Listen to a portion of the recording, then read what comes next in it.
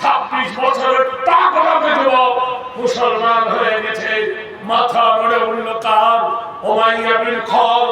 মাথা নড়ে উঠল কার? আবু সুফিয়ান। মাথা নড়ে উঠল কার?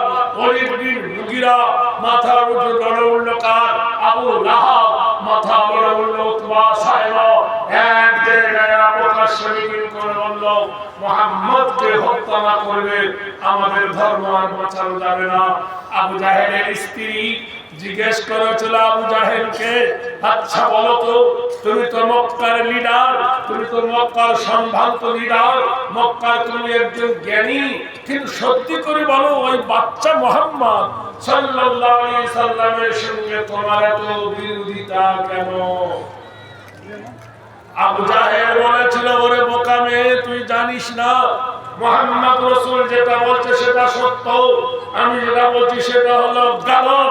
মুহাম্মদ রাসূলুল্লাহ কোরআন এনেছেন, তার কোরআনের দাওয়াত লা তাকরাবুজ জিনা, ব্যভিচারী করো না, আর ব্যভিচারীর শাস্তি হলো পাথর মারা। তাহলে আমি তার মধ্যে গ্রাস হয়ে যাব। আমি যদি তার কথা মেনে নিই তাহলে ওই শাস্তিটা আমার উপরে আসবে, যেহেতু আমি এক নম্বর জিনাকারী। নাম্বার 2, মুহাম্মদ সাল্লাল্লাহু আলাইহি সাল্লামের কোরআন জানিয়ে দিয়েছে আরবের মাটিতে ইন্না হারামাল্লাহু আলাইহিমুর রিবা, সুদ তোমাদের জন্য হারাম, সুদ অবৈধ। আর আমি আবু জাহেল সুদের মাধ্যমে লিটিপিটি খাচ্ছি, আমার গোটাই দেহ অতঙ্গ সব সুদের কারবারে লিপ্ত। তাহলে আমি নিজে দুর্বল হয়ে পড়বো, মুহাম্মদ নেতা হয়ে যাবে আর আমি বরবাদ হয়ে যাব। বললে শোনো, যদি তাই যদি হয় তুমি তো তার কাছে সারেন্ডার হতে পারো, তাহলে কি সর্বনাশ! এতদিন মানুষের মাথায় টুপি পরিয়ে নিজের পেট মোটা করেছি, আর আজকে যদি মুহাম্মদের আইন বলবিদ্ধ হয়ে যায় আমার সর্বনাশ ডেকে আনবে, এটা আমার পক্ষে কখনো সম্ভব নয়। ভাইরা আমার, বন্ধুরা আমার, প্রকাশ্যে মিটিংয়ে বলল আজকে রাতে চতুর্দিকে নবীর বাড়ি ঘেরাও করা হবে। তারা কারা ছিল? এক একজনের বয়স ছিল 40-এর নিচে আর 25-এর উপরে, এইরকম যুবক তারা ছিল। কোন কেতাবে আছে 65 জন, কোন কেতাবে আছে 35 জন। নবীর বাড়িকে ঘেরাও করে দিলেন। গভীর রাত্রিতে রাসূল যেই ফজরে আল্লাহর কাবাতে যাবে কোরআন শরীফ ডিক্লার করতে, সেই সময় সব যুবকগুলো একসাথে আল্লাহ নবীর উপর ঝাঁপিয়ে পড়বে। কিন্তু মহান আল্লাহ পাক কোরআন শরীফের মধ্যে বললেন, ইন্না বাতশা রাব্বিকা লাশাদীদ ইন্নাহু হুয়াল ওয়া ইউঈদ ওয়া হুয়াল গফুরুল ওয়াদুদুল যুল আরশিল মাজিদ ফাআলুল লিমা ইউঈদ। মহান আল্লাহ জিবরাইলকে ডেকে বললেন, জিবরিল, আমি বাদশার বাদশা, আমি ধীরাদের ধীরা, আমি সম্রাটের সম্রাট। আমি আল্লাহ যা পরিকল্পনা করি তা কখনো বাতিল হয় না। আমি আল্লাহ যা সিদ্ধান্ত করি তা কেউ বানচাল করতে পারে না। ও জিবরিল, যাও আমার নবীকে গিয়ে সংবাদ দিয়ে দাও, আমি আল্লাহ রাব্বুল আলামিন পরিকল্পনা করেছি, আমি আল্লাহ আমার উদ্দেশ্য, আমি আল্লাহ হুকুম করছি আমার নবী আমার হুকুমে মক্কা ত্যাগ করে মদিনায় চলে যাবে। শুরুতে কারা রাসূলুম মিনাল্লাহি ইয়াতুলু সুহুফান মুতাহারাতান ফিহা কুতুবুন কাইয়্যিমা ওয়া মা তাফাররাকাল্লাযীনা উতুল কিতাব। নবীদের হাত বাঁধা পা বাঁধা, আল্লাহর বিনা হুকুমে নবীরা এক পা তুলতে পারবে না, আল্লাহর বিনা হুকুমে নবীরা কথা বলতে পারে না, এছাড়াও পড়া যেতে পারে না। ও জিবরিল, যাও গভীর রাতে আমার নবীকে জাগিয়ে দাও, আমি আল্লাহ যা সিদ্ধান্ত করেছি তাই হবে। গভীর রাতে, এইরকম রাতে জিবরিল এসে ডাকে, আসসালামু আলাইকা ইয়া রাসূলুল্লাহ, ওগো আল্লাহর হাবিব মুহাম্মদ ইবনে আব্দুল্লাহ, ও আব্দুল্লাহর বেটা স্বর্গত পিমা গরিয়সী জন্মভূমি বাক্কা নামিচ্ছ নরদিত নাম ধাত্রী কাবা মক্কা সুভূমি পদচুত্তঙ্কিত কল্যাণ সুমতি হেরি নাম স্বর্গত পি গরিয়সী বক্কায় নাম বেদ বচন মোহাম্মদ আরবি কাবা ছাড়ো জন্মভূমি ভিটা ছাড়ো বাপ দাদার ভিটা ছাড়ো তোমার দাদির ভিটা ছাড়ো মায়ের ভিটা ছাড়ো কাবা শরীফের পানি ছাড়ো হাজারে আসওয়াদ ছেড়ে চলো সাফা মারওয়া ছেড়ে নতুন একটা দেশে চলো মুহাম্মদ রাসূল তখন আল্লাহ নবীর বয়স 53 বছর চলো হে মুহাম্মদ মক্কা জীবন থেকে তোমাকে নাজাত দিচ্ছি নতুন এক দেশে তুমি পদপুত্তম সার্বভৌমী মা গরিয়সী শিরোনাম এমন একটা দেশে যাবে সেই দেশের নাম হলো তিরস্কার আর তোমার সাথে সেই দেশের নাম হবে মদিনাতুন নবী গভীর রাতে জিবরিল ডাকে বারবার আল্লাহ নবী উঠে দেখলো যুবকরা খম্বল করছে চতুর্দিকে পাহারায় রত উদীয়মান যুবক বিশ্বনবী তাজদারে মদিনা জনাবে রাসূলুল্লাহ এক মুঠো বালি নিলেন সেই বালিটা বালি নিয়ে ঠাকুর সহ বালিটা হাতে করে নিয়ে কোরআনের মুকাদ্দাস আয়াত পড়লেন আল্লাহু লা ইলাহা ইল্লা হুয়াল হাইয়ুল কাইয়্যুম লা তাখুযুহু সিনাতুন ওয়ালা নাওম লাহু মা ফিস সামাওয়াতি ওয়া মা ফিল আরদি আখির এই বলে আল্লাহর কোরআন ফকিলেন পুরে গেল বাতাসে মহান আল্লাহ নবীকে জিজ্ঞেস করছে ওমা রামাইতা ইজি রামাইতা ওয়ালাকিন্নাল্লাহ রামা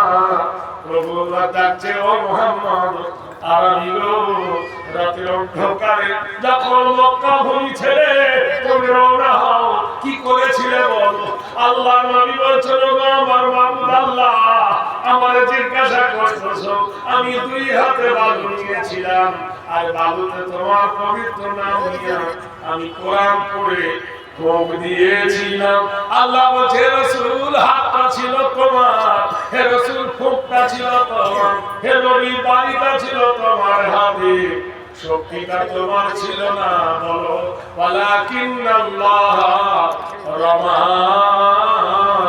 শক্তি প্রয়োগ করেছে তোমার আল্লাহ তারা ঘুম পড়েনি আমি তাদের ঘুম পাড়িয়ে দিলাম নিশিরাতে আল্লাহ নবী বিশ্ব নবী সৈয়দ দো আলম নবীজি শাহে মদিনা সৈয়দ আলম নবীজি শাহে মদিনা মদিনা যাইতে নবী বলে রওনা নবী বলে হযরত আলী আমার বিছানাতে যাও রে শুয়ে তোমারে বলি হযরত আলী শুয়ে গেলেন হযরত আলী শুয়ে গেলেন নবীর বিছানায় মদিনা যাইতে নবী হলেন রওনা গভীর রাতে বিশ্বনবী পায়খানার চেম্বারের পাইপে উল্টে পচিল টমকে কাফেররা কেউ দেখতে পেল না তাদেরকে ডিঙিয়ে ডিঙিয়ে পার হলো কারোর খবর ছিল না আপনাদের সাথী আবু বকরের বাড়ির কাছে আল্লাহ নবী শুধু মিষ্টি সুরে ডাকলেন আবু বকর তৈরি ছিলেন লাব্বাইকা ইয়া রাসূলুল্লাহ সঙ্গে সঙ্গে দুজনে ওই নিশি রাত্রিতে জন্মভূমি মক্কা ছেড়ে মদিনার দিকে রওনা হলেন তখন তো রাস্তা ছিল না এই পাহাড় টপকে চারটে চারটে পাহাড় ডিঙিয়ে যে পাহাড়ে গেলেন সেই পাহাড়টার নাম হলো গারে সুর আমি নিজে উঠেছি ওই গারে সুরে দেখেছি যেখানে আল্লাহর নবী আবু বকরকে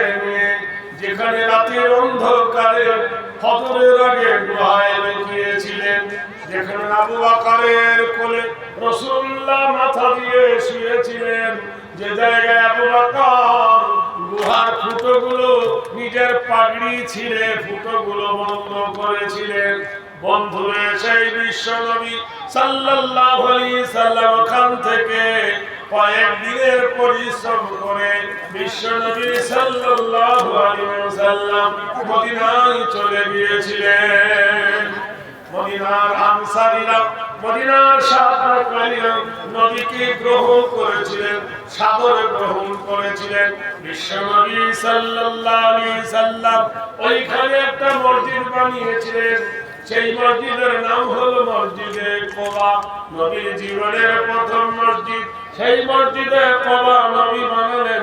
বানাবার পরে বিশ্বনবী কিছুদিন পরে আবার মসজিদে নববী বানালেন। আমার বন্ধুরা আমার, কিন্তু মক্কায় কাফেররা হিংসায় জ্বলে উঠলো, মক্কার কাফেররা ঈর্ষায় জ্বলে উঠলো। আরে তাকে ধরতে পারলাম না, ধরতে পারলাম না, জব্দ করতে পারলাম না, এত অত্যাচার করার পরে তাকে দুনিয়া থেকে মিটিয়ে দিতে পারলাম না। বন্ধুরা জানেন হায়াতের মালিক হলো আল্লাহ, কিন্তু বিপদ দেখা দিল রে বন্ধু। বিপদ যখন আসে, মানুষ যখন ঠেলায় পড়ে, তখন বিপদ গনে। বন্ধু গনে না, এমন একটা বিপদ এলো। আপনারা জানেন মদিনার মসজিদ থেকে 200 কিলোমিটার দূর, সেই জায়গাটার নাম হলো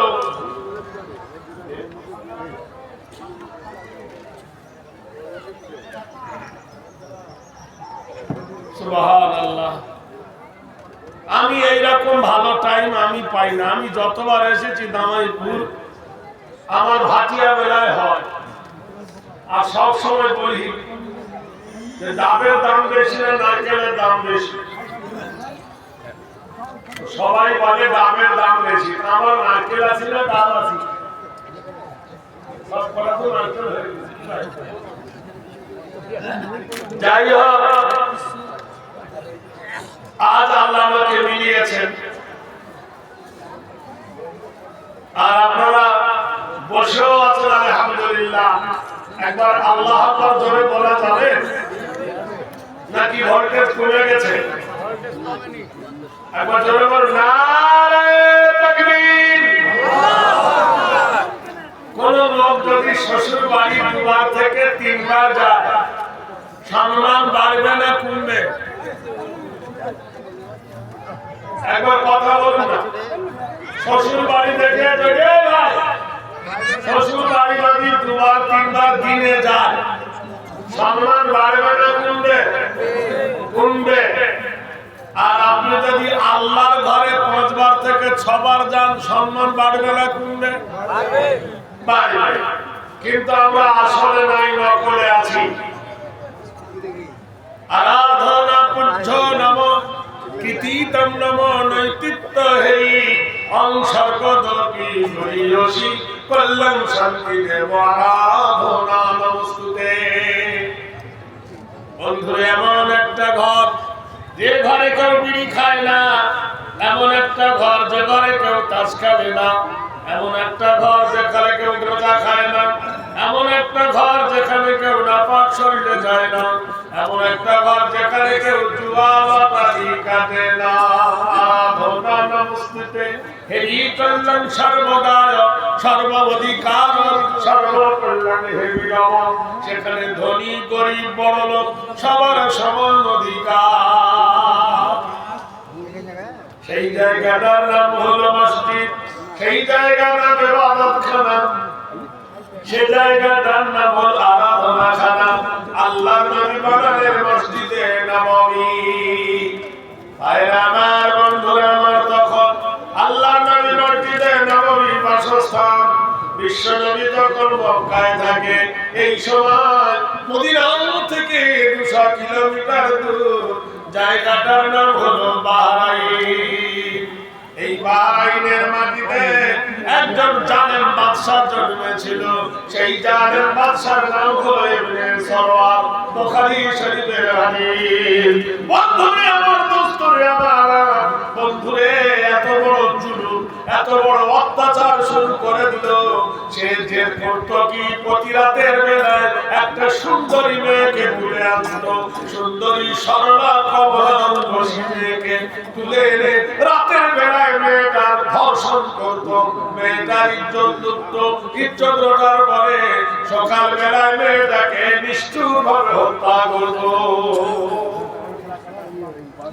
গোটা এলাকায় হাহাকার পড়ে গেল, গোটা এলাকায় কান্দনরত হয়ে গেল, গোটা এলাকার মানুষের মধ্যে কন্দনরত হয়ে গেল। কারো মা, কারো বোন, কারো ভাই, কারো দাদি, কারো নানি একের পর এইভাবে ধ্বংস হতে লাগলো। সবাই মিলে মক্কায় মিটিং লাগলো, হায় হায় কি করা যাবে, বাদশা তো খেপে গেছে, কে দমানো কি করে যায়। সবাই মিলে বলল, শোনো, যিনি ইনকিলাবের নেতা, যিনি আন্দোলনের নেতা, যিনি সত্যবাদী নেতা, তাকে তোমরা তাড়িয়ে দিয়েছো। কোরআন কথা বলে, ইন্নাকা লালা খুলুকিন আযীম, নিশ্চয় তোমার চরিত্র হলো মহান।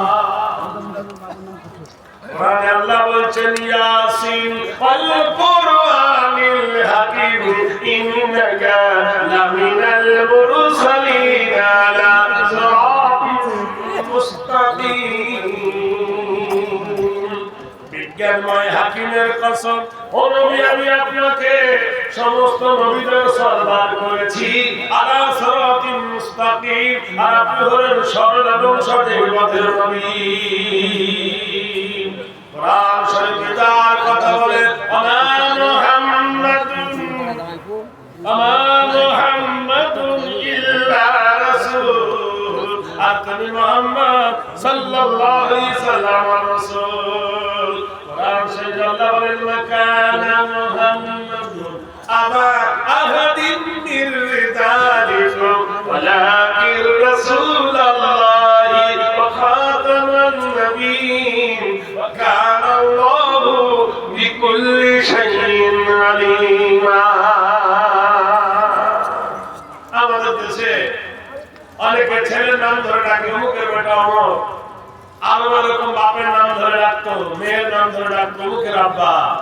কোরআন বলল, আমার নবীকে কোন রজুলের পিতা বলো না, কোন পুরুষের আব্বা নয়। জয়নাবের পুরুষের আব্বা বলে ডেকো না, কি বলে ডাকবে? ওয়ালাকিন রাসূলুল্লাহ, তাকে আল্লাহ রাসূল বলে তোমরা ডাকবে। ওয়া খাতামান নাবিয়্যিন, আর তিনি হলেন আখিরি জামানার নবী।